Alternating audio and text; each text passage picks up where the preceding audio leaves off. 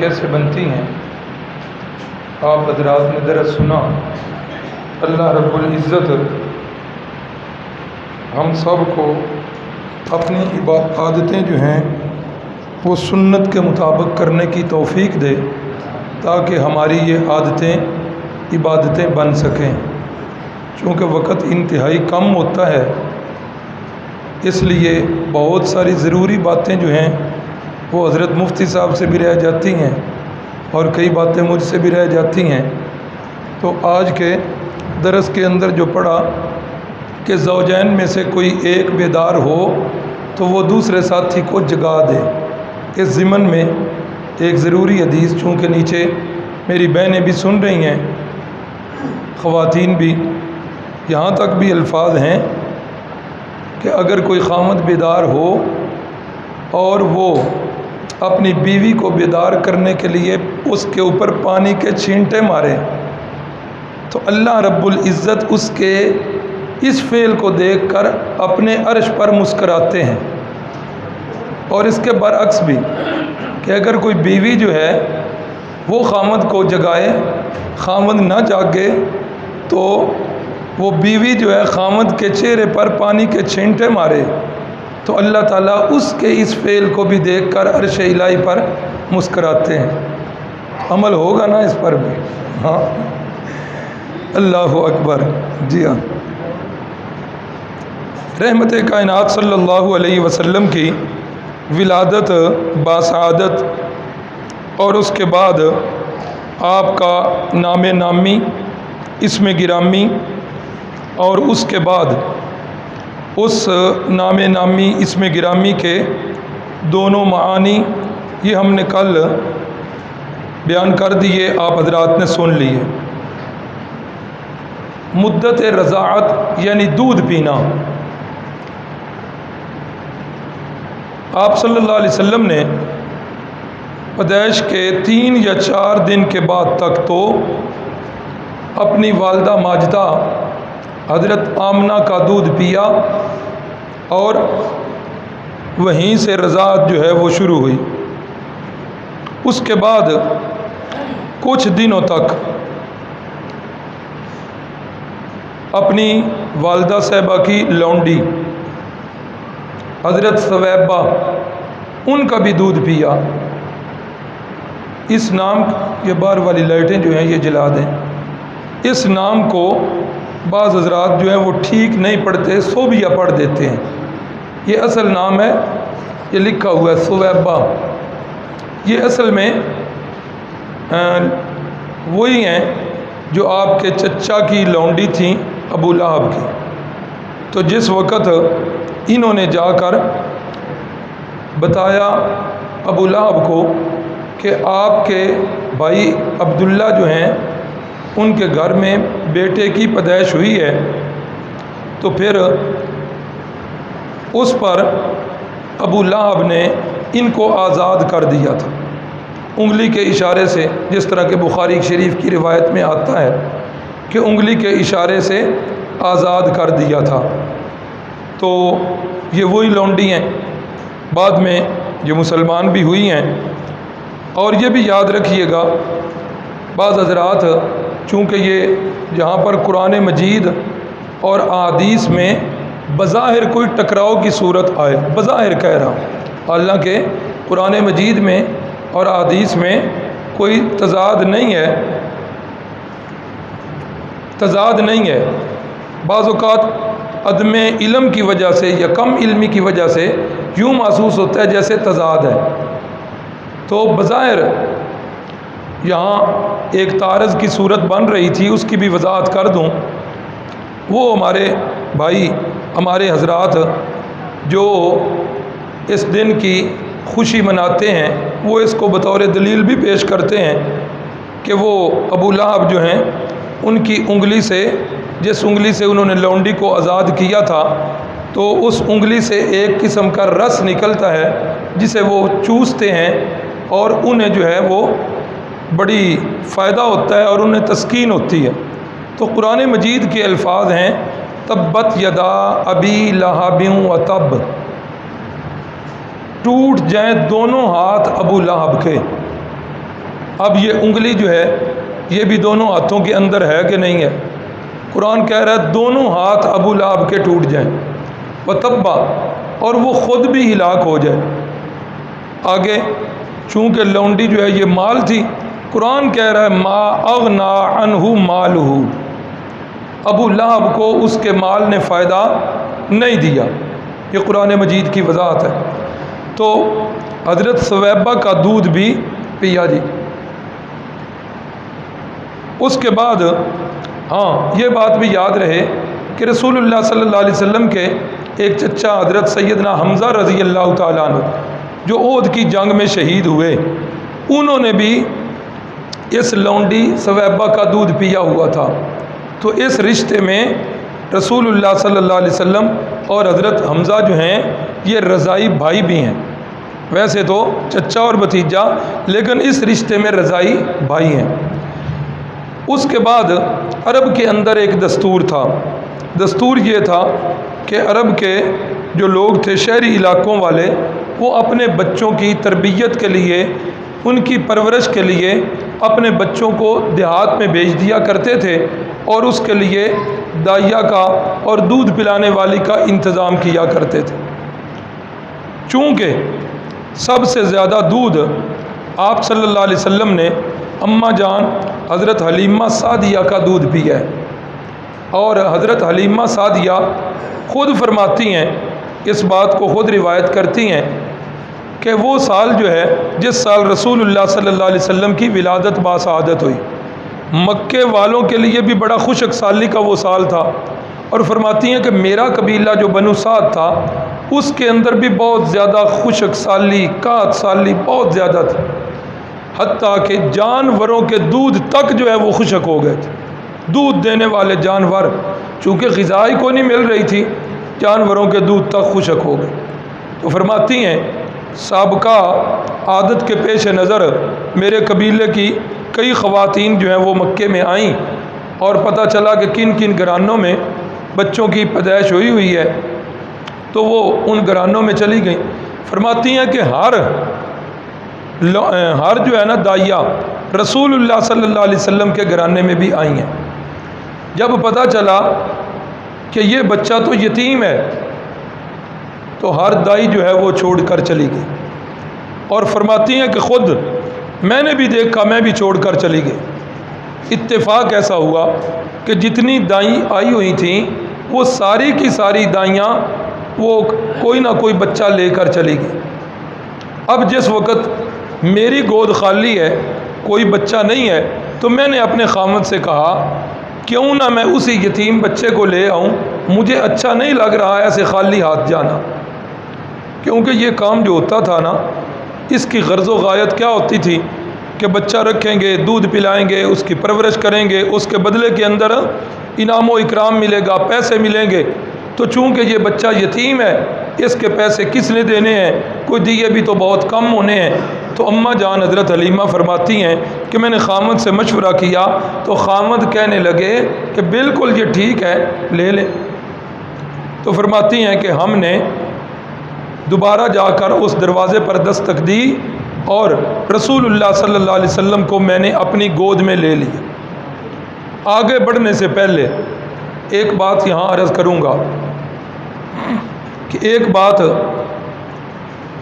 یاد رکھیے گا، جس کی نسبت میرے نبی پاک صلی اللہ علیہ وسلم سے ملی ہے، اللہ رب العزت نے اسے بڑی بلندیاں جو ہیں وہ نصیب کی۔ یوں کہہ لو کہ جو میرے پیغمبر سے جڑ گیا وہ جنت کے رستوں میں اڑ گیا، اور جو میرے پیغمبر سے ہٹ گیا وہ بالکل کٹ گیا۔ جو جڑ گیا وہ جنت کی راہوں میں اڑ گیا، اور جو رسول اللہ سے ہٹ گیا وہ بالکل کٹ گیا۔ اب وہ کتنی دائیاں تھیں، کثیر تعداد میں تھیں۔ آپ سیرت کی کتابیں کھنگال لیں، آپ حدیث کی کتابیں پڑھ لیں، آپ تاریخ کی کتابیں پڑھ لیں، ان دائیوں کے نام جو ہیں وہ ڈھونڈنا شروع کر دیں، ان دائیوں کے نام تلاش کرنا شروع کر دیں، کسی دائی کا بھی نام آپ کو نہ حدیث کی کتاب میں ملے گا، نہ سیرت کی کتاب میں ملے گا، نہ کسی تاریخ کی کتاب میں ملے گا، کسی کتاب میں ان دائیوں کے نام محفوظ نہیں ہیں، اس لیے کہ وہ میرے نبی سے ہٹیں اور وہ ساری کی ساری کٹیں۔ تو جو میرے نبی کے ساتھ جڑ گئی اس کا نام آج بھی سیرت میں بھی محفوظ، تاریخ میں بھی محفوظ، احادیث میں بھی محفوظ، اور آج بھی اس کا نام نامی مسلمانوں کی زبانوں پر آتا ہے تو ساتھ ہی جملہ نکلتا ہے رضی اللہ عنہا۔ تو جو بھی میرے پیغمبر سے جڑ گیا وہ جنت کی راہوں میں اڑ گیا، اور جو ہٹ گیا وہ بالکل کٹ گیا۔ تو اماں جی حضرت حلیمہ فرماتی ہیں کہ وہ بچہ لے کر جس وقت میں اپنی سواری پہ بیٹھی ہوں، یہاں دو روایتیں ہیں، ایک روایت اونٹنی کی بھی ہے اور دوسری روایت گدھی کی بھی ہے۔ چونکہ گدھے کی سواری عرب کے اندر بالکل جو ہے یہ بھی معروف تھی، لوگ گدھی کی سواری بھی کیا کرتے تھے، تو دونوں روایتیں سیرت کی کتابوں میں ہیں، اونٹنی والی روایت بھی ہے، گدھی والی روایت بھی ہے۔ بہرحال جو بھی جانور تھا سواری کا، تو اماں جی فرماتی ہیں جب ہم آ رہے تھے قبیلے سے، وہ میری سواری جو تھی انتہائی لاغر تھی، سواریاں دوسروں کی بھی لاغر تھی لیکن میری سواری زیادہ لاغر ہے، پیچھے رہ جاتی ہے، مجھے کہنا پڑتا ہے ٹھہر جاؤ مجھے بھی ساتھ ملا لو۔ اب جس وقت واپسی کی راہ لی، وہ جو دائیاں تھیں وہ تو پہلے چلی گئیں بچے لے کے، اب مجھے لیٹ ہو رہی ہے۔ اب کیا ہوا، لیٹ میں ہی ایک روایت ہے کہ یہیں پہ رات گزاری اور صبح جو ہیں وہ چلیں، اور دوسری روایت کہ اسی رات چل پڑیں۔ تو بہرحال جس وقت رسول اللہ صلی اللہ علیہ وسلم کو گود میں لیا تو اس کی برکت سے کیا ہوا جی، اب سواری کے اندر بھی طاقت آ گئی۔ اب وہی سواری جو بعد میں چلی اور وہ پہلے والی سواریوں کے ساتھ ملی نہیں بلکہ ان سے بھی آگے بڑھنے لگی، تاں آ کے انہیں یہ کہنا پڑا حلیمہ یہ سواری وہی ہے جس پر گئی تھی؟ فرمانے لگی ہاں ہاں یہ وہی سواری ہے، سواری وہی ہے، صرف سوار جو ہے وہ سوار بدل۔ اماں جی فرماتی ہیں کہ میری گود کے اندر بچہ تھا چھوٹا، تو وہ بچہ بھی بھوک سے نڈال، کئی راتوں سے ہم بھی جگراتے، وہ بچہ بھی رو رو کر ساری رات جاگتا، نہ میری چھاتیوں کے اندر دودھ ہے نہ میری ڈاچی جو اونٹنی ہے اس کے پاس دودھ ہے، بھوکا وہ بچہ بھی۔ فرماتی ہیں جس دن ہم وہاں پہنچے، اماں جی فرماتی ہیں جب میں نے محسوس کیا کہ میں نے ننھے محمد صلی اللہ علیہ وسلم کو اپنے سینے سے لگایا ہے تو میری چھاتیاں جو ہیں یہ دودھ سے بھر گئیں۔ پھر کیا ہوا، فرماتی ہیں بچے نے بھی خوب دودھ پیا، محمد صلی اللہ علیہ وسلم نے بھی خوب دودھ پیا، اور اس کا فائدہ یہ ہوا کہ بچہ جو کئی دنوں سے پیاسا تھا، آج جب پیٹ بھر کے اس نے دودھ پیا تو دودھ پیتے ہی وہ بچہ بھی سو گیا اور ننھے محمد صلی اللہ علیہ وسلم بھی سو گئے۔ فرماتی ہیں کہ جس وقت میرے خامد اونٹنی کی طرف گئے تو اونٹنی جو ہے اس کے بھی تھن دودھ سے بھرے ہوئے ہیں، وہ بھی بالکل، تو کہتی ہیں کہ خامد نے اونٹنی کا دودھ نکالا، میں نے بھی خوب جی بھر کے پیا، خامد نے بھی جی بھر کے دودھ پیا، اور گھر کے جو بچے تھے انہوں نے بھی جی بھر کے دودھ۔ آگے نتیجے کیا نکلے کہ ہماری قحط سالی ایسے ختم ہوئی کہ میری بکریاں جو ہیں وہ جہاں جا کر چرتیں، اللہ کی رحمت سے وہاں گھاس ہوتی اور وہاں سے وہ خوب جی بھر کے گھاس چر کے آ جایا کرتی تھیں، اور دوسروں کی بکریاں قحط سالی کی وجہ سے بھوکھی آ جاتی۔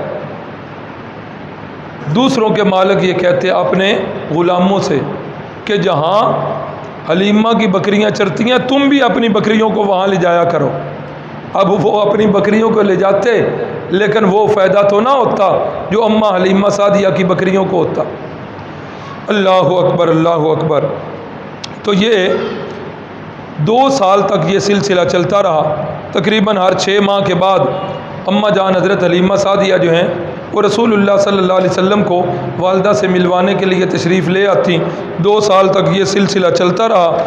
2 سال کے بعد جس وقت یہ مدت ہو گئی مکمل، دودھ پینے کی مدت مکمل ہو گئی، اماں جی حضرت حلیمہ فرماتی ہیں کہ رسول اللہ صلی اللہ علیہ وسلم کی محبت ہمارے گھر کے ہر فرد کے دل کے اندر اتنی رچ بس گئی کہ ہم نہیں چاہتے تھے کہ یہ واپس چلے جائیں، ہم واپسی نہیں چاہتے تھے۔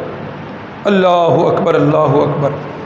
فرماتی ہیں کہ میں جس وقت انہیں لے کر واپس گئی تو مکہ شریف میں جا کر اماں جان آمنہ سے میں نے کہا کہ مکے کے اندر افواہ پھیلی ہوئی ہے کہ آج کل جو ہے وبا بڑی پھیل چکی ہے، وبا پھیلی ہوئی ہے، تو مجھے یہ ڈر ہے کہ کہیں یہ ننھی جان جو ہے یہ ادھر رہ کر اس وبا کا شکار نہ ہو جائے، تو آپ ایسا کریں دوبارہ یہ ہمیں دے دیں، کچھ عرصے تک ہم انہیں اپنے پاس رکھیں گے، جب وہ وبا دور ہو جائے گی تو پھر ہم آپ کی امانت جو ہے وہ واپس دے دیں۔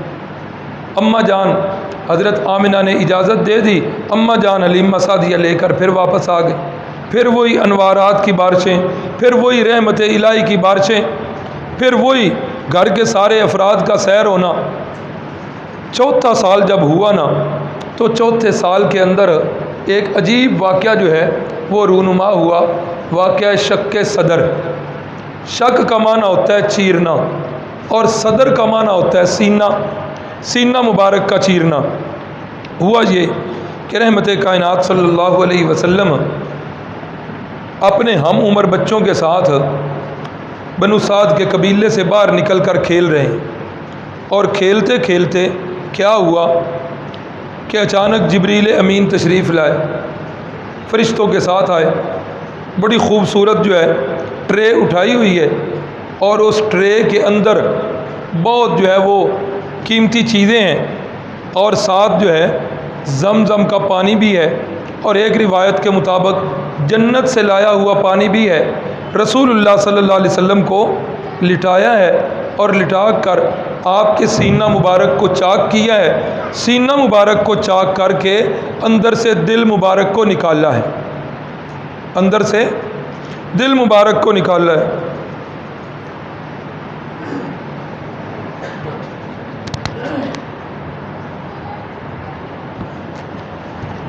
اندر سے دل مبارک کو نکالا اور نکال کر زمزم کے پانی کے ساتھ جو ہے نا خوب اچھے طریقے کے ساتھ اسے دھویا، اور دل مبارک کے اندر سے ایک لوتھڑا نکالا، اور اس لوتھڑے کو نکال کر پھر دل مبارک کو سیا، اور پھر آب زمزم کے ساتھ دھویا، اور آب زمزم کے دھونے کے بعد اسے اپنے جگہ پر رکھا اور سینہ مبارک کو اوپر سے سی دیا۔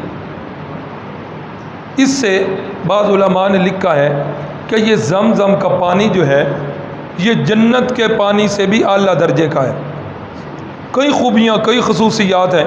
ایک خصوصیت یہ ہے، احادیث اور سیرت کی کتابوں میں اس بات کی وضاحت ہے کہ رحمت کائنات صلی اللہ علیہ وسلم نے ایک مرتبہ برتن کے اندر یہ زمزم کا پانی پیا، اور پی کر برتن کے اندر جو ہے نا وہ کلی فرمائی، برتن میں باقی بچا ہوا تھا، اپنے منہ مبارک میں پانی ڈال کر اس کی اچھی طرح کلی کی، اور کلی کرنے کے بعد اس کلی کو واپس اسی برتن میں ڈال دیا، پھر وہ برتن والا پانی جو ہے وہ زمزم کے اندر ڈال دیا۔ تو زمزم کے کنویں کا اور اس کے پانی کا یہ اعزاز ہے کہ یہ رسول اللہ صلی اللہ علیہ وسلم کا جھوٹا پانی، کتنی بڑی خوبی ہے۔ عام مومن کا جھوٹا، مرشد نے فرمایا سور المؤمن شفاء، فرمایا کہ عام مومن کا پانی جو ہے جھوٹا، اس کے اندر بھی اللہ نے شفا رکھی۔ اب کہاں عام بندے کا پانی مومن کا جھوٹا ہو، اور کہاں اللہ کے نبی صلی اللہ علیہ وسلم ان کا جھوٹا پانی۔ تو رسول اللہ کی یہ بھی حدیث ہے، ماء زمزم شفاء لما شرب لہ، کہ زمزم کے پانی کو جون سی بیماری کی نیت کر کے پیا جائے، اللہ تعالیٰ جو ہے اس کے اندر شفا اللہ نے رکھی ہوئی ہے، اور اللہ اسے شفا دیتے۔ تو یہ شق صدر والا واقعہ جو ہے یہ ہوا۔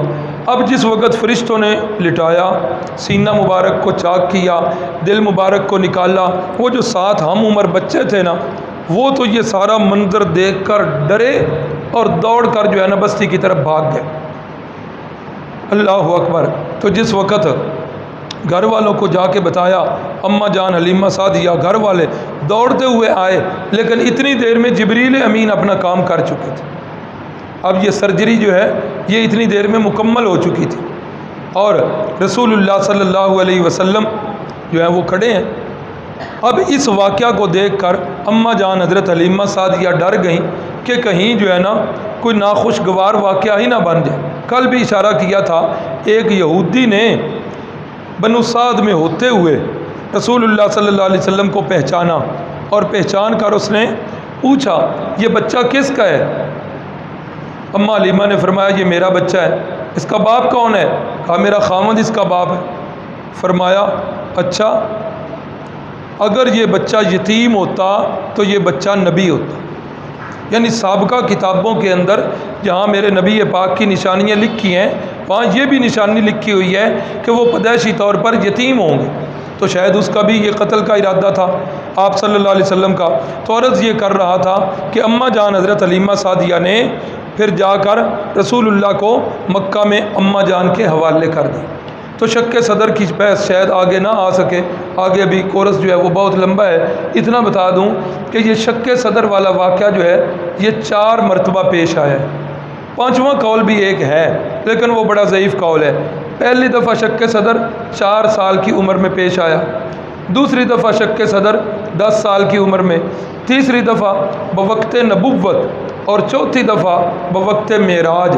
یہ 4 دفعہ جو ہے یہ شک صدر والا واقعہ پیش آیا ہے۔ اللہ اکبر اللہ اکبر۔ آپ کے دل مبارک کو دھویا جو گیا اور وہ جو لوتھڑا نکالا گیا تو جبریل امین نے بتایا کہ یہ شیطان کا حصہ تھا، اس لیے اس کو نکال دیا ہے۔ رسول اللہ صلی اللہ علیہ وسلم نے فرمایا کہ شیطان جو ہے نا یہ اپنی سونڈ کے ساتھ، اور فرمایا کہ اس کی سونڈ جو ہے یہ سوئی جتنی باریک، اپنی سونڈ کے ساتھ فرمایا کہ یہ انسان کے دل کے پاس بیٹھا رہتا ہے، اور جو ہی انسان کا دل اللہ کی یاد سے غافل ہوتا ہے یہ اسی وقت اپنی سونڈ کا ٹیکا جو ہے وہ انسانی دل میں لگا دیتا ہے۔ شیطانی ٹیکا لگنے سے پھر اس کے اثرات کیا ہوتے ہیں؟ انسان کے ذہن میں برے خیالات آتے ہیں، گناہ کی طرف انسان کا میلان جو ہے وہ بڑھتا ہے، اور گناہوں کے خیالات آتے ہیں، اور بندے کا دل جو ہے وہ نیکی کی طرف نہیں کرتا، بندے کا دل گناہ کی طرف زیادہ کرتا ہے۔ تو یہ اسی شیطانی ٹیکے کا اثر ہے، اور یہ اللہ نے اتنا اختیار اس کو دیا ہے۔ مرشد نے فرمایا ان الشیطان یجری من الانسان مجری الدم، فرمایا شیطان کو اللہ نے یہ طاقت دی ہے کہ یہ انسان کے جسم میں ایسے چلتا ہے جیسے انسانی رگوں کے اندر خون چلتا ہے، فرمایا یہ بھی ایسے ہی چلتا ہے۔ اس لیے کوشش یہ کرنی چاہیے کہ بندہ جو ہے نا ہر وقت کوئی نہ کوئی ذکر جو ہے اپنے زبان سے کرتا رہے۔ حضرت سید عنایت اللہ شاہ صاحب بخاری اللہ ان کی قبر کو منور فرمائے، یاد ہے مجھے جب ہم چھوٹے تھے تو بیعت ان کی تو بیعت کرنے والوں سے اکثر ایک جملہ فرمایا کرتے تھے، فرماتے تھے کہ بیٹا ہاتھ کار وال تے دل یار وال، ہاں ہاتھ کار وال تے دل یار وال۔ کار عربی زبان کے فارسی زبان کے اندر کام کو کہتے ہیں، فلانا کم میں کاجے لگا ہے، تو کار جو ہے فارسی زبان میں کام کو کہتے ہیں۔ تو شاہ جی اشارہ کرتے کہ تمہارا جو ہے نا ہاتھ جو ہے یہ کاموں کی طرف لگے ہوئے ہوں، تو دل جو ہے تمہارا وہ اللہ کی طرف متوجہ رہنا چاہیے، ہاتھ کار ول تے دل یار ول۔ تو جو ہی دل اللہ کی یاد سے غافل ہوا تو اس پر شیطانی ٹیکا لگا اور اس کے برے اثرات آ گئے۔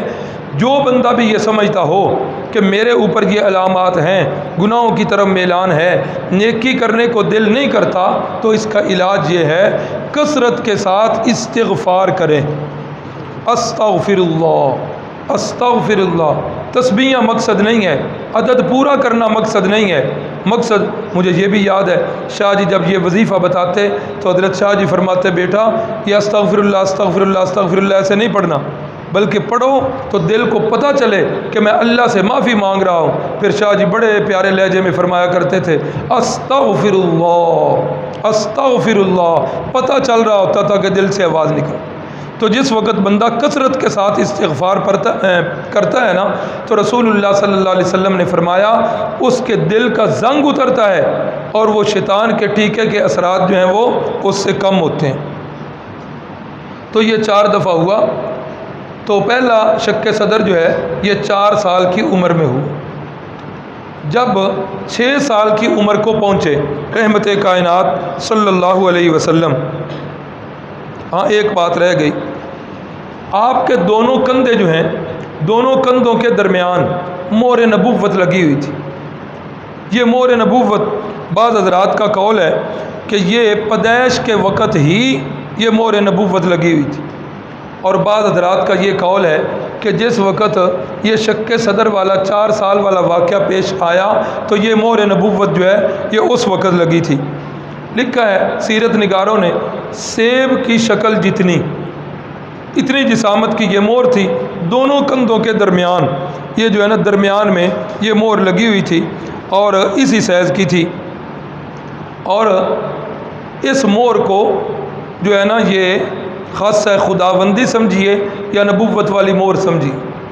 یہاں پر وہ واقعہ بھی بتاؤں گا، اگرچہ وہ واقعہ سیرت النبی سے متعلق تو نہیں ہے سیر صحابہ سے متعلق، حضرت سلمان فارسی والا واقعہ بڑا دردناک ان کا واقعہ ہے، بڑا ہی دردناک واقعہ ہے، تو اس کے ساتھ ان کا تعلق ہے، یہ مہر نبوت کے ساتھ تعلق ہے۔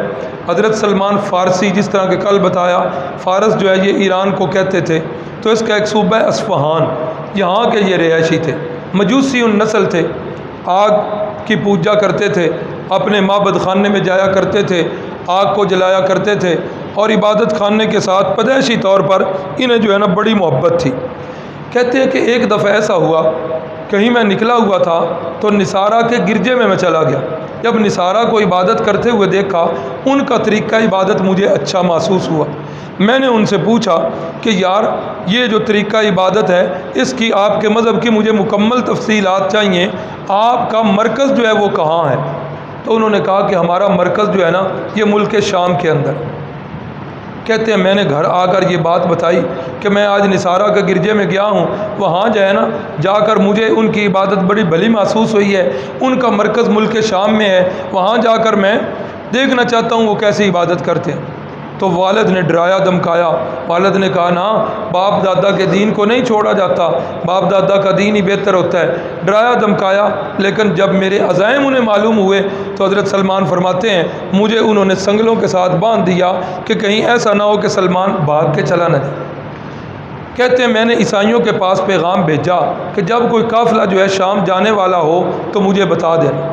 تو جب مجھے اطلاع ملی کہ قافلہ جانے والا ہے، کہتے ہیں کہ میں نے اپنے وہ سنگل توڑے، سنگل توڑنے کے بعد پھر میں اس قافلے کے ساتھ مل گیا اور شام کے اندر جا کر میں اس پادری کے پاس رہنے لگا، اس کی خدمت میں اس کی خدمت کرنے لگا، عبادت کے طریقے بتائے، تو وہ آگ کی جو عبادت تھی اس سے مجھے کئی گنا بہتر یہ عیسائیوں والی عبادت محسوس ہوئی۔ جب اس کی وفات ہو گئی تو اس کے بعد اس کا جانشین وہ آیا، میں اس کا خدمت گزار بن گیا۔ تو جب میں اس کا خدمت گزار بنا، یہ بندہ پہلے سے کافی بہتر تھا، دولت کی ہوس نہیں تھی، اللہ کے ساتھ اس کی لو لگی ہوئی تھی۔ تو جب اس کی خدمت کرتے کرتے اس کا بڑھاپا آ گیا، موت کے آثار جو ہیں وہ قریب ہو گئے، تو میں نے اس سے پوچھا کہ یار تو اب جا رہا ہے، آگے مجھے چلاؤ، تیری اگر وفات ہو جائے تو میں اس کے بعد جو ہے وہ کہاں جاؤں؟ تو اس شام کے عیسائی راہب نے مجھے بتایا کہ اب تم جو ہے نا موصل میں چلے جاؤ، موصل کے اندر ایک بہت بڑا اللہ والا راہب رہتا ہے، وہاں جا کر اس کی خدمت میں رہو۔ کہتے پھر میں نے پیدل سفر کرنا شروع کر دیا۔ گھر میں یہ سردار باپ کے بیٹے ہیں، نعمتوں میں پلے ہوئے ہیں، لیکن اب کیا ہے، اب کوئی چیز نہیں ہے۔ اب وہ چلتے چلتے موصل میں پہنچے، موصل میں پہنچ کر اس کا گرجے کا ایڈریس لیا، وہاں جا کر پادری کے پاس اس کی خدمت، پتہ نہیں کتنے سال بیچارے اس کی خدمت کرتے رہے۔ اس کے بعد جب آخری وقت ہوا تو فرماتے ہیں میں نے اس سے پوچھا کہ تو اب دنیا سے رخصت ہو رہا ہے، مجھے آگے چلا، تیرے بعد میں کس کے پاس جاؤں؟ تو کہتے ہیں کہ موصل کے اس راہب نے مجھے کہا کہ میری اطلاع کے مطابق نصیبین جو جگہ ہے نا، اس نصیبین میں ایک گرجا ہے، وہاں ایک بڑا اللہ والا راہب رہتا ہے، اس کے پاس چلے جاؤ اور وہ تمہاری آگے رہنمائی کرے۔ فرماتے ہیں میں پھر ادھر سے چل پڑا، چلتے چلتے پھر نصیبین میں پہنچا، نصیبین میں بھی اس کے پاس رہا، اس کی وفات کا وقت قریب آیا، اس سے میں نے کہا کہ مجھے آگے چلاؤ۔ تو کہتے ہیں کہ اس نے کہا کہ اب میری اطلاع کے مطابق اموریہ ملک کے اندر ایک راہب ہے، وہی اس وقت دنیا میں رہ گیا ہے، شاید اس کے علاوہ کوئی اور نہیں ہے، میرے علم کے مطابق اب تم اس کے پاس چلے جاؤ۔ فرماتے ہیں کہ میں پھر چل پڑا، پتہ نہیں کتنے دن سفر کر کے اموریہ میں جب میں پہنچا، وہاں بھی اس کی خدمت کرتا رہا، اللہ کی عبادت کرتا رہا۔ اموریہ والا راہب جو ہے جس وقت وہ قریب الوفات ہوا تو میں نے اس کے سامنے پھر وہی بات رکھ دی کہ مجھے بتاؤ دنیا کے اندر اب کون سی جگہ ہے جہاں میں دین حق کی تلاش میں چلا جاؤں اور باقی زندگی دین کے مطابق گزاروں۔ بھائیو، آج ہم مسلمانوں کے گھر میں پیدا ہوئے، آج ہمیں اسلام کی قدر نہیں ہے، یقین کر لو کہ قدر نہیں ہے۔ آج ہم پیدائشی مسلمان ہیں۔ ان لوگوں سے پوچھئے جو غیر مسلم سے مسلمان ہوئے ہیں، ان لوگوں کے دل کے اندر اسلام کی بڑی قدر ہے، وہ ہم سے زیادہ اسلام پر عمل کرنے والے ہیں۔ تو یہی حال ہوا۔ حضرت سلمان فرماتے ہیں کہ وہ اموریہ کا جو راہب تھا اس نے کہا کہ میرے علم کے مطابق اب پوری دنیا کے اوپر کوئی بھی اللہ والا موجود نہیں رہا۔ کہا بھئی اب میں کیا کروں، مجھے بھی تو آگے چلاؤ۔ تو اس اموریہ کے راہب نے کہا کہ میرے علم کے مطابق نبی آخر الزمان کی جتنی علامات ہیں وہ پوری ہو چکی، ان کا ظہور ہونے والا ہے۔ کہا اچھا، کس جگہ آئیں گے؟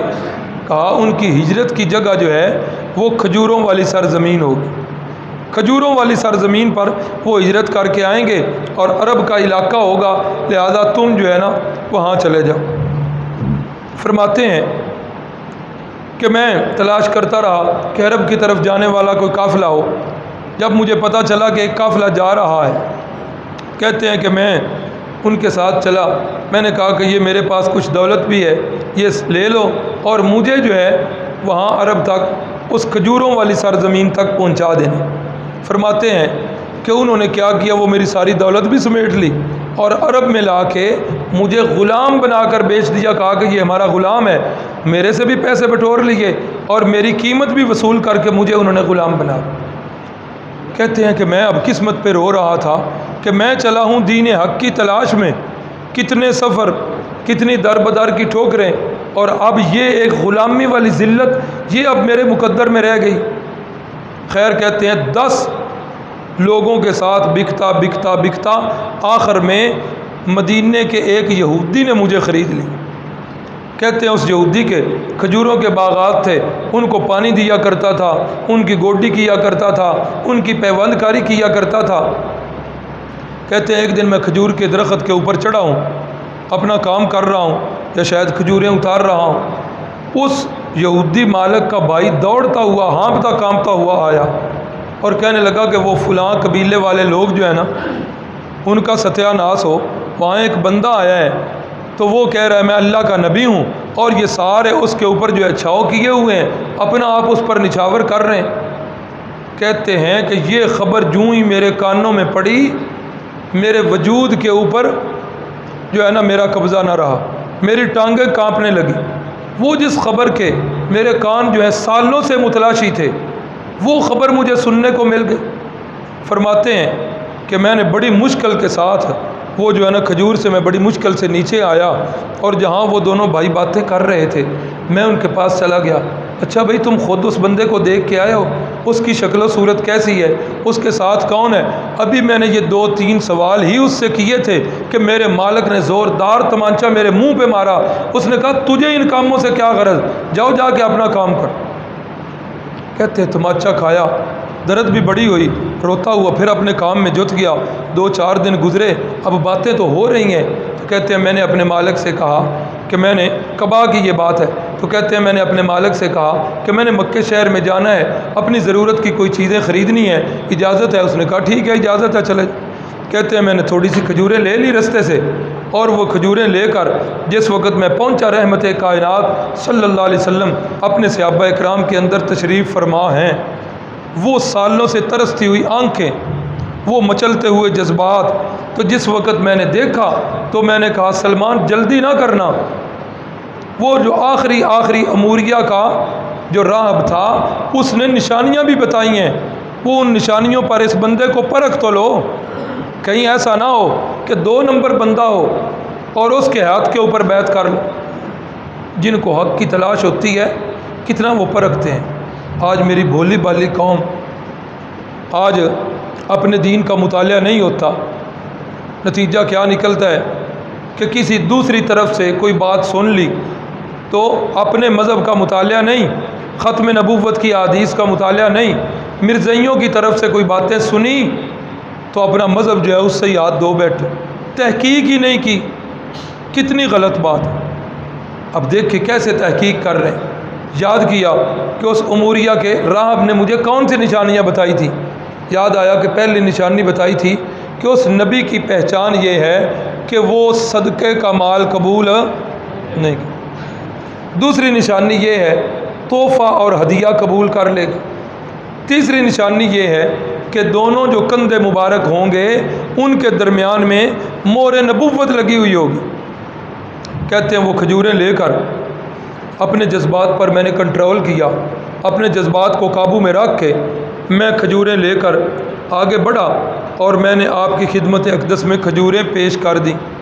آپ نے پوچھا یہ کیسی کھجوریں ہیں؟ میں نے کہا جی یہ صدقے کی کھجوریں ہیں۔ فرمایا ایسا کرو انہیں اٹھاؤ، ہم صدقہ نہیں کھاتے، جا کے غرباء میں ان کو تقسیم کر دو۔ فرماتے ہیں میں نے اللہ کا شکر ادا کیا کہ پہلی نشانی تو پوری ہو گئی ہے۔ تھوڑی دیر میں بیٹھ کے اٹھ کے آ گئے۔ کچھ دنوں کے بعد دوبارہ کھجوریں لی، پھر حاضر ہوا، پھر کھجوریں پیش کی۔ پوچھا کیسی کھجوریں ہیں؟ میں نے کہا جی یہ ہدیہ ہے اور تحفہ ہے۔ فرمایا ابسط، فرمایا ان کو پھیلاؤ۔ آپ نے خود بھی تناول فرمائی اور صحابہ اکرام نے بھی تناول فرمائی۔ میں نے کہا یا اللہ تیرا شکر، آج دوسری نشانی بھی پوری ہو گئی۔ کچھ دن گزر گئے، مجھے پتہ چلا کہ کوئی بندہ جو ہے مسلمانوں میں سے فوت ہو گیا ہے اور اسے آج قبرستان میں دفن کرنا ہے۔ حضرت سلمان فرماتے ہیں میں جس وقت چلا کہ جا کے پہ دیکھوں، اگر مجھے موقع مل گیا تو تیسری نشانی جو ہے اس کو بھی پرکھ لوں گا۔ فرماتے ہیں کہ رسول اللہ صلی اللہ علیہ وسلم قبرستان میں تشریف فرما ہے، بقیع غرقد میں تشریف فرما ہے، اور اس دن آپ کے جسم مقدس پر قمیض کی بجائے چادر ہے، قمیض نہیں ہے چادر ہے۔ فرماتے ہیں میں نے سمجھا کہ موقع تو آج بڑا ہے، میں جو ہے کبھی آگے کبھی پیچھے، پھر پیچھے سے ہو کر پھر پیچھے، تو جب میں چکر لگا رہا ہوں آگے پیچھے ہو رہا ہوں تو رسول اللہ صلی اللہ علیہ وسلم نے محسوس کر لیا۔ فرمایا سلمان معلوم ہوتا ہے کہ تم جو ہے وہ مہر نبوت دیکھنا چاہتے ہو۔ فرمایا ہاں یا رسول اللہ وہ مہر نبوت ہی تو دیکھنا چاہتا ہوں۔ میں آپ کو کیا بتاؤں کہ ان نشانیوں کے لیے میں نے کتنے سفر کیے ہیں، دین حق کی تلاش کے اندر میں نے کتنی خاکیں جو ہیں وہ چھانی ہیں، کتنے صحرا جو ہیں وہ میں نے پاٹ کیے ہیں، کتنے گرجوں کے اندر میں نے نوکریاں کی ہیں۔ فرماتے ہیں رحمت کائنات نے اپنی چادر مبارک کو اتارا، جب میں نے وہ مہر نبوت کو دیکھا تو کہتے ہیں میرے ضبط کے بندھن ٹوٹ گئے، میں رسول اللہ صلی اللہ علیہ وسلم کے جسم مقدس کے ساتھ لپٹ گیا اور میں نے ان کو بار بار بوسہ دینا شروع کر دیا اور زاروں قطار رو رہا ہوں۔ وہ پچھلی ساری کی ساری تکلیفیں، وہ جو ہے پوری ویڈیو چل رہی ہے، وہ سارے منظر جو ہے گھر کے باپ کے گھر کی نعمتیں وہ ساری ہیں، پھر در بدر کی ٹھوکریں، وہ خیر ساری چیزیں ساری میرے سامنے ہیں۔ مہر نبوت کو بوسے دے کر میں نے کہا اب ہاتھ بڑھائیے، سلمان جو ہے اب آپ کا غلام بننا چاہتا صلی اللہ علیہ وسلم۔ تو رسول اللہ صلی اللہ علیہ وسلم نے حضرت سلمان کو بیعت کیا اور اپنے حلقے میں لے آئے۔ اب اس کے بعد رسول اللہ صلی اللہ علیہ وسلم نے فرمایا سلمان اب ہم تمہیں غلامی سے نجات دینا چاہتے ہیں، اپنے آقا کے ساتھ کوئی بدلے کتابت جو ہے وہ طے کرو۔ کہتے ہیں میں نے اپنے آقا یہودی کے ساتھ آ کر بدلے کتابت طے کیا کہ میں آزاد ہونا چاہتا ہوں، بدلے میں تم کیا لینا چاہتے؟ اس نے کہا بدلے کے اندر 340 اوقیہ سونا لینا چاہتا ہوں اور 300 درخت کھجور کے۔ ایسے نہیں، کھجور کے درخت جس وقت وہ جوان ہو جائیں پھل لے آئیں اس وقت تمہیں آزادی ملے۔ پہلا کام کیا ہے؟ 40 اوقیہ سونا، اور یہ 40 اوقیہ سونا موجودہ وزن کے اعتبار سے تقریباً 1 کلو گرام کے قریب بنتا ہے، اتنا سونا، اور ساتھ 300 درخت۔ سب سے دیر پا پھل جو آتا ہے نا وہ کھجور کے درخت کا، سب سے دیر پا پھل اس کا ہوتا ہے، کئی سالوں کے بعد جا کے یہ جوان ہوتا ہے، پھر کئی سالوں کے بعد جا کے اس کا پھل لگتا ہے۔ تو جب میں نے بدلے کتابت آ کر رسول اللہ صلی اللہ علیہ وسلم کو بتایا تو رسول اللہ صلی اللہ علیہ وسلم نے صحابہ سے فرمایا ہاں بھائی کون ہے جو اپنے بھائی اس سلمان کی مدد کرنا چاہے؟ ہے کوئی جو درختوں کے ساتھ اس کی مدد کرے؟ فرماتے ہیں صحابہ کرام تو اٹھ کے چلے گئے۔ کوئی صحابی کھجور کے 10 پودے لے کے آ رہے ہیں، کوئی 20 پودے لے کے آ رہے ہیں، کوئی 40 پودے لے کے آ رہے ہیں، کوئی 2 پودے لے کے، جتنی کسی کی طاقت تھی۔ جب وہ سارے پودے جمع ہو گئے تو رسول اللہ صلی اللہ علیہ وسلم نے گنوائے تو پوری 300 کھجوریں۔ فرمایا سلمان جلدی کرو، جا کر گڑھے کھود دو یہودی کے باغ میں، اور گڑھے کھود کے مجھے بتاؤ، میں آ کر خود یہ کھجوریں جو ہے نا یہ لگاؤں۔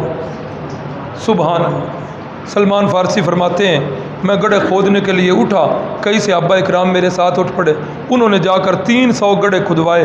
میں نے آ کر رسول اللہ صلی اللہ علیہ وسلم سے عرض کی گڑھے تیار ہو چکے ہیں، رحمت کائنات تشریف لائے، اور تشریف لا کر انہوں نے وہ گڑھے جو ہیں ان کے اندر اپنے دستے مبارک سے کھجوریں ان کے جو ہے نا وہ پودے گاڑ دیے، اور فرمایا سلمان ان کی نگرانی کرنا، اللہ اس کے اندر برکت ڈالیں گے۔ حضرت سلمان فرماتے ہیں نتیجہ یہ نکلا، اسی سال ہی وہ کھجور کے درخت پودے جو ہیں وہ درخت بنے، اسی سال ہی انہوں نے پھل دینا شروع کر دیا۔ میں بڑا خوش ہوا، لیکن دوسری پریشانی کہ کھجوروں کے پودے تو مل گئے، ایک شرط تو پوری ہو گئی، اب دوسری شرط، اب معمولی تو سونا ہے نہیں، 1 کلو گرام کے قریب سونا ہے، کیسے پورا کروں گا؟ میں نے آ کر فرمایا یا رسول اللہ کھجوروں کا پھل تو آ گیا ہے۔ فرمایا اچھا، اللہ تعالیٰ دوسری شرط کا بھی انتظام فرما دیں۔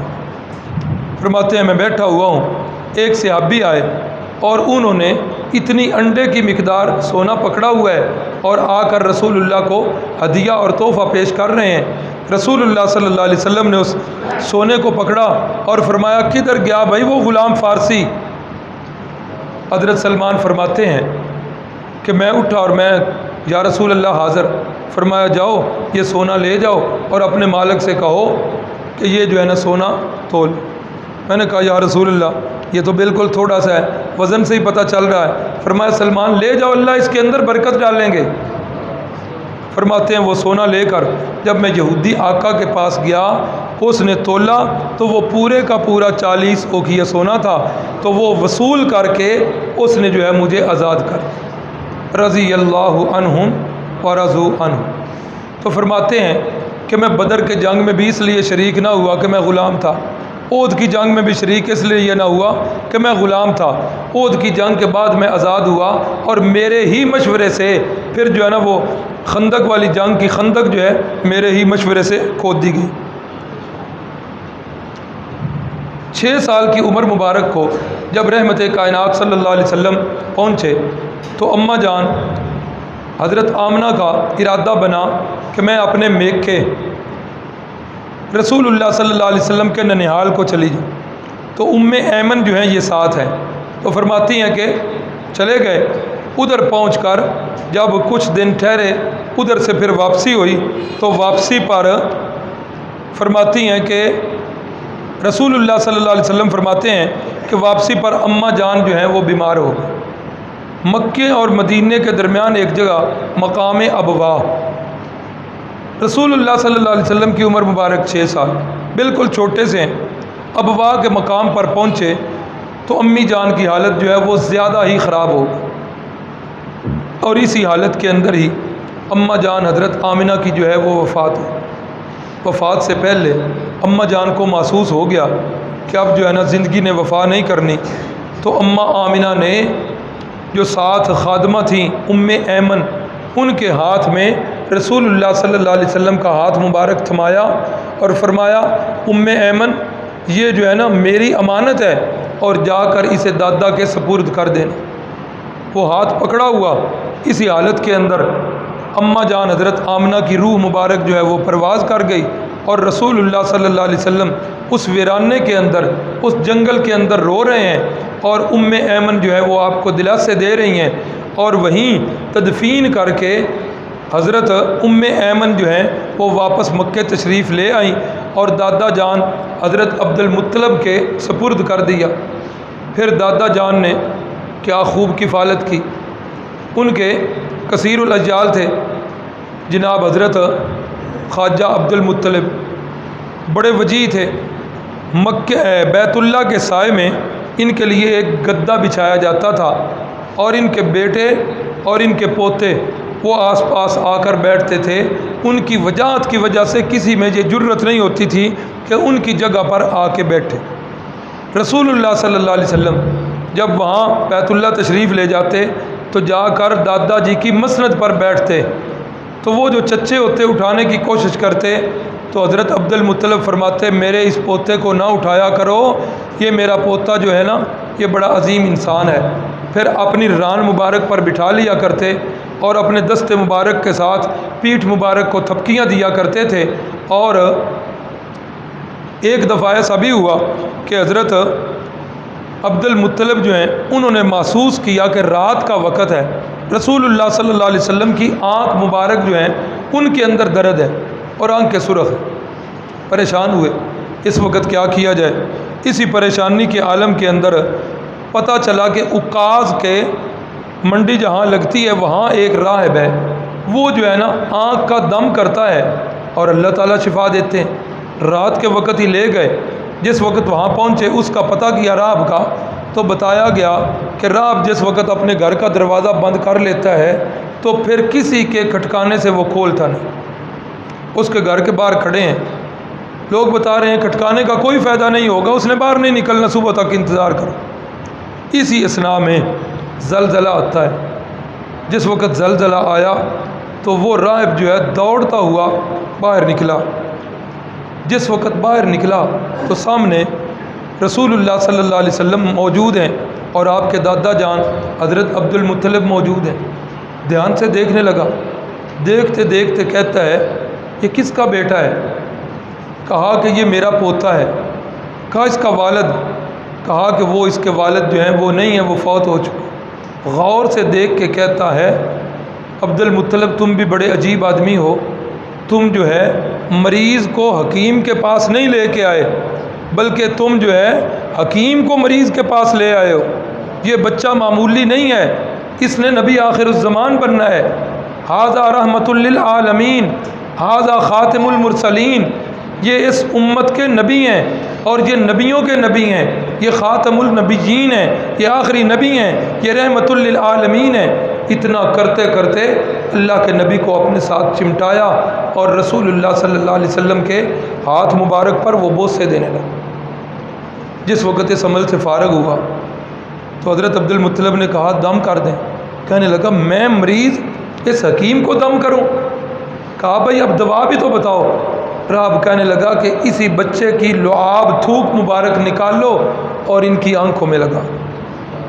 ادھر کھڑے کھڑے آپ صلی اللہ علیہ وسلم کی تھوک مبارک کو نکالا گیا اور نکال کر آنکھوں میں لگایا گیا۔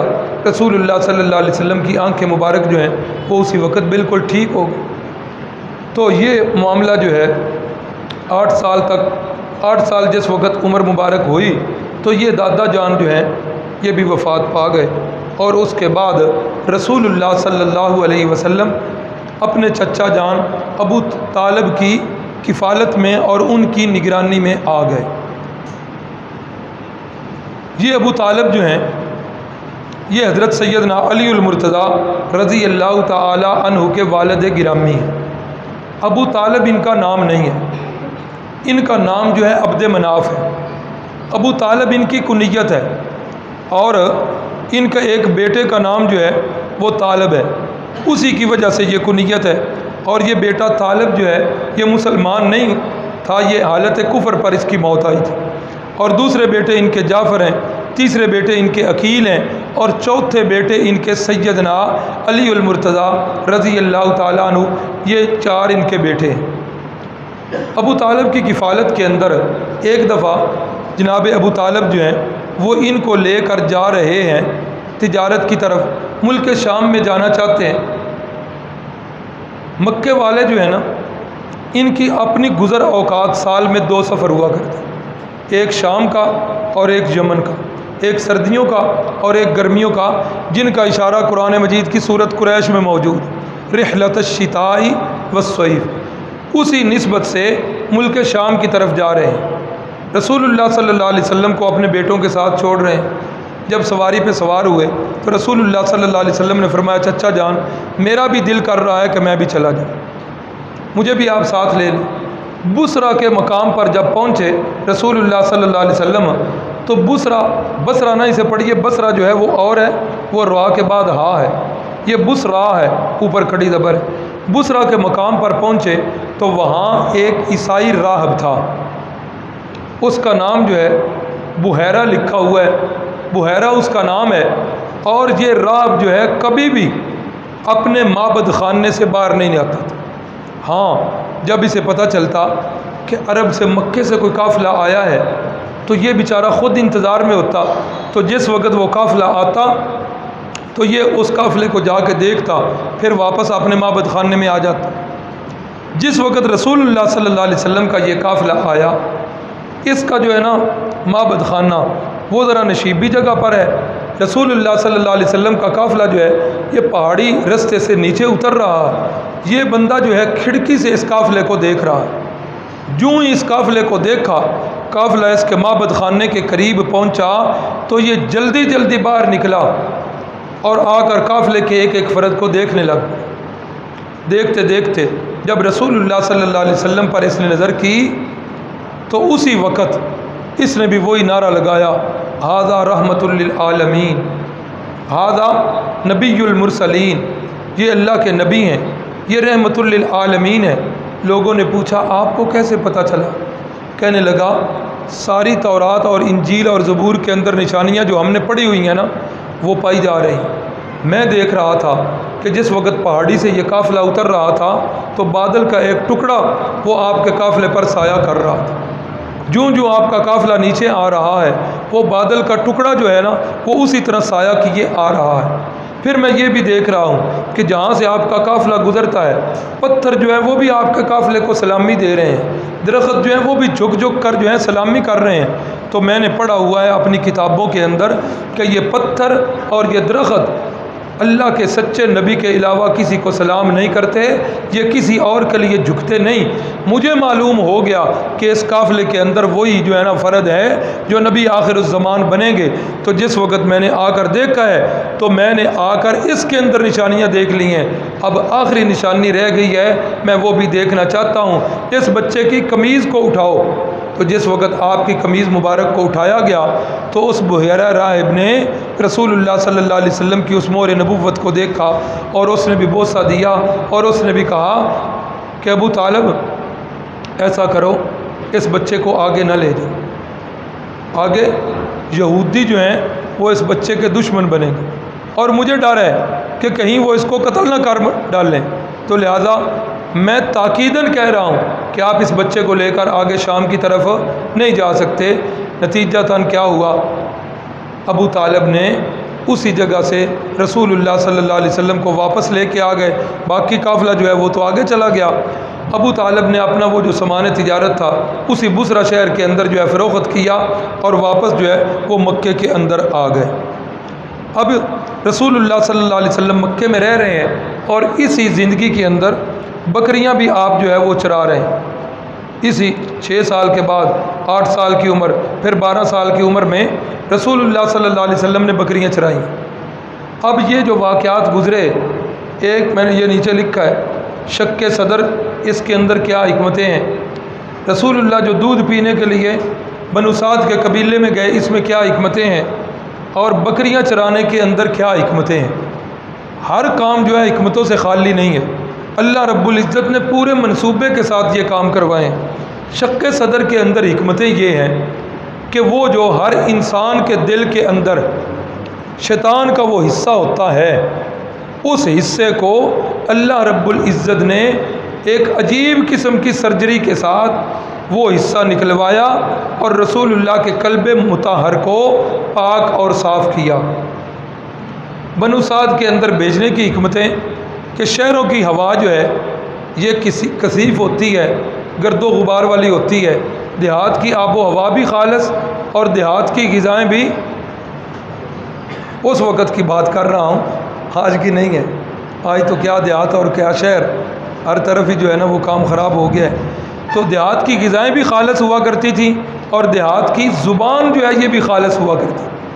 عرب جو ہے انہیں اپنی زبان سے بڑی محبت، اور وہ چاہتے تھے کہ چونکہ مکہ جو ہے پرانا مرکز تھا، مختلف لوگ جو ہے علاقوں سے آیا جایا کرتے تھے، شہروں کی بولیاں جو ہیں یہ بدل جاتی ہیں۔ یہ راول پنڈی کی بولی ہے نا، راول پنڈی کی اپنی بولی رہ ہی نہیں گئی، وہاں ان کی بولی جو ہے اب معجون بن چکی، ادھر سے ہزارہ والی بولی، ادھر سے کشمیریوں کی بولی، ادھر سے پنجابیوں کی بولی، ادھر سے ہنکوں کی بولی، ادھر سے خیبر پختونخوا والے پٹھانوں کی، وہ ساری قومیں ہیں، اب ان کی زبان جو ہے معجون بن چکی۔ تو یہ عربوں کے اندر یہ بات بڑی تھی کہ ہماری زبان جو ہے بچوں کی فصیح ہونی چاہیے، تو اس زبان کو سیکھنے کے لیے عرب کے لوگ جو ہیں یہ بھیجا کرتے تھے اپنے بچوں کو دیہات کے اندر، کہ دیہات کے اندر جو ہے وہ زبان خالص ہوتی۔ بکریاں چرانے کے اندر کیا حکمتیں پوشیدہ ہیں؟ ایک تو یہ کہ بکری جو ہے کمزور جانور ہے، رسول اللہ صلی اللہ علیہ وسلم کا فرمان بھی ہے، اللہ نے تقریباً ہر نبی سے بکریاں چروائیں، تو یہ بکری کمزور جانور ہے۔ اب کمزور جانور پر تشدد بھی نہیں ہو سکتا، اس لیے اللہ رب العزت نے رسول اللہ سے بکریاں چروائیں کہ آپ کی طبیعت کے اندر صبر آ جائے، تحمل آ جائے، برداشت آ جائے۔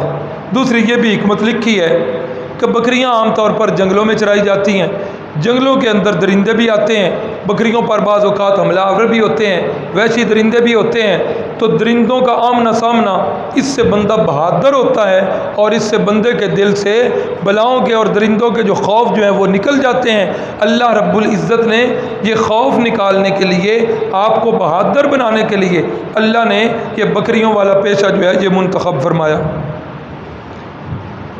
بکری ایک ایسا جانور ہے کہ جو ایک جگہ پر ٹکتا نہیں ہے، ادھر منہ مارے گی، پھر ادھر بھاگ پڑے گی، ادھر منہ مارے گی، پھر ادھر بھاگے گی، ادھر منہ مارے گی۔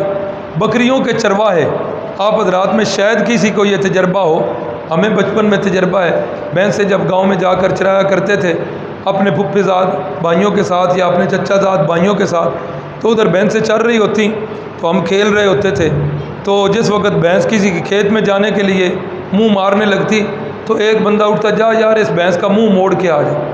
اب اس کا منہ موڑ کے آتے، پھر ہم کھیلتے رہتے، اب پتہ ہوتا کہ بھینس بڑی دیر کے بعد دوبارہ جائے گی، جبکہ بکریوں میں یہ چیزیں نہیں ہوتی۔ بکری جو ہے یہ بھاگتی ہے، ادھر منہ مارے گی، دوڑے گی، ادھر منہ مارے گی۔ اب اس میں کیا ہے کہ بکریوں کا جو چرواہ ہوتا ہے اس کو ہر وقت بکریوں کی فکر جو ہے وہ دامن گیر ہوتی، بکریوں کی فکر ہوتی، ذرا سی بھی توجہ ہٹا نہیں سکتے۔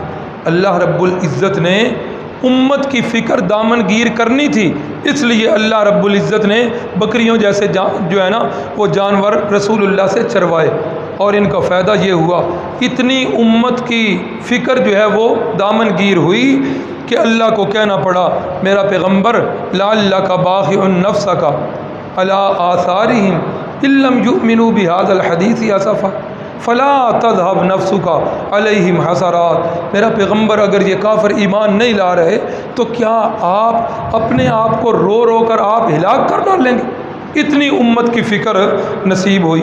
پھر یہ بھی اس کے اندر حکمت لکھی ہے علماء نے کہ اس میں اپنے ہاتھ سے کمانا اور اپنے ہاتھ سے کھانا، پیغمبر صلی اللہ علیہ وسلم کے اندر یہ بات بھی آ جائے، یہ ان واقعات کے اندر حکمتیں مضمر تھیں جو آپ حضرات کو بتا دی گئی ہیں۔ اللہ سے دعا ہے اللہ رب العزت ہمیں سیرت النبی پر چلنے کی توفیق عطا فرمائے۔ بسم اللہ الرحمن الرحیم، الحمدللہ۔